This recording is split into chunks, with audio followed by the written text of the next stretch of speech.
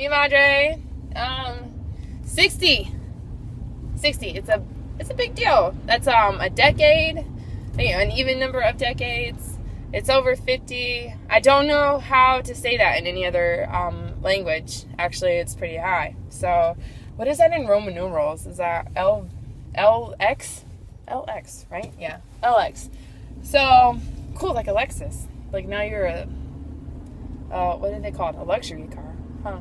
Anyway, BT dubs, I'm not texting and driving. I'm videoing and driving, which is fine because my phone is down like by the radio, so I can still see everything, and it's not illegal, as far as I know, but I don't know that much. So in 60 years, you've seen, the Korean conflict, although it was a war, and the Nam, okay, Jack, and, the Cold War, which I'm not really sure if that's even over yet. I don't know, but I never paid attention to history class. And you saw the turn signal. You hear the turn signal going off? I used it this time. And then I remember watching the Berlin Wall come down in your bedroom, which apparently it was a really big deal, and I didn't know why then because I was only like 7. But it was supposed to mean there was no more Nazi dictatorship in the world. And that was a really awesome thing, but it's not really true because Obama is president here. So Nazi dictatorship reigns on. Anyway, not the point.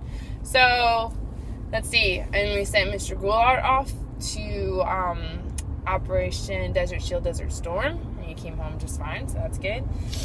And then a little over a decade later, you had to send me to Iraq. And I know that's, almost 15 years. So 15 years later, you had to send me to Iraq. So I know that terrified you. And you know what? You didn't cry until I, got on the bus to go to the plane. So that was pretty impressive.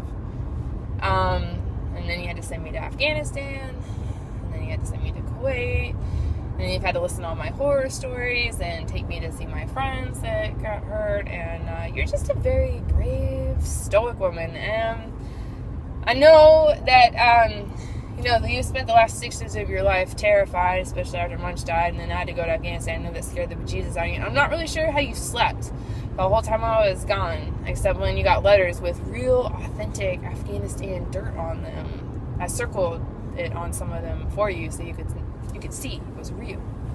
And I don't know, it's just incredible. I can't believe you're my mom. It's pretty awesome. And I'm gonna have this statement stricken from the record, but I aspire to be like you when I get older. And don't tell people I said that. And you're just awesome. You're my mom. And you gave birth to a legend. Hello. And that's a lot to handle. And, by the way, I contend that you were on anti-anxiety pills when I was 16. It wasn't my fault. And you can blame it on me because I'm the oldest and we're supposed to eat the brunt and everything. But, Munch was 9, and that's a rough age for boys. That's almost double digits. And then I'm sure he was going through a difficult time. And Amy was in middle school and transitioning from private school to public school in such a crucial time. I know it wasn't me because I was an angel. I can't say that with a straight face. I was so good to you. Man, I crack me up sometimes. Okay. I was a really good daughter. Look, changing lanes of the turn signal again. Yay.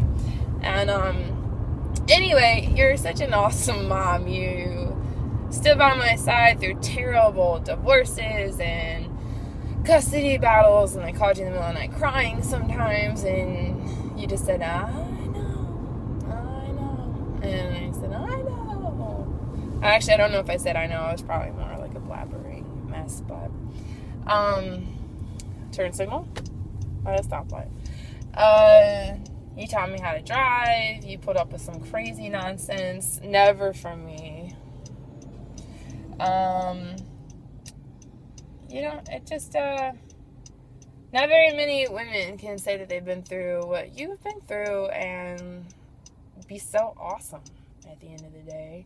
And I know my job description now scares the bejesus out of you, but I'm on Lunesta, so if you're having trouble sleeping, you should get on that shit, because I sleep pretty well. And how much fun was the wedding, right? At least in your 60 years, you got to see me make some really, really bad choices and then turn around and make a really good one, right? Right? Yeah, I like him too. I'm going to keep him because he's wonderful. And, the boys love you.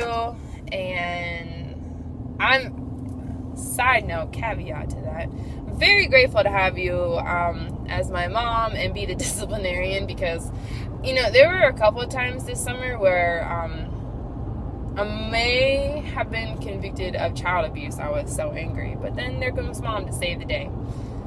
And I didn't. So, hooray. So, high five, mom. You gave birth to a legend and you pretty much rule the world. So, I'm very sorry that I'm not going to be there for your birthday this year. And it's a big one and sucks.